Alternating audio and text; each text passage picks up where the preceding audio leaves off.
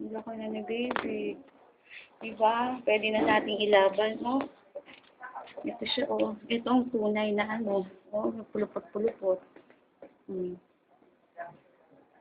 Ito naman. Pwede yung sanhi. Buti na lang, kita mo, maganda pa siya. Hindi yung matagal kasi mabilis naman. Okay? Taon na. Sayang.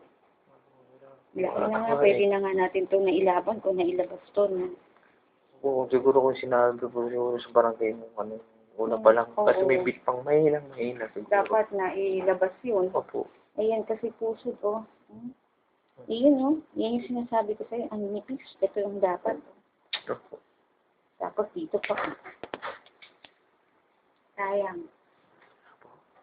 Sayang yun. So, sana pina-ultrasound agad nung nandun sa barangay. Saturday, super 00. Saturday, super 00. Ayan ha, dali. Kamukha mo. Mukha po. Ilong lang hindi. Hindi mo lang sasabi yung ilong na panguna talaga. Yung kamukha mo kasi.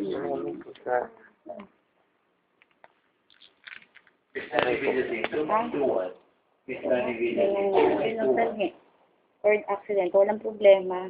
Yun lang talaga, ha? Talagay sa kahon si baby.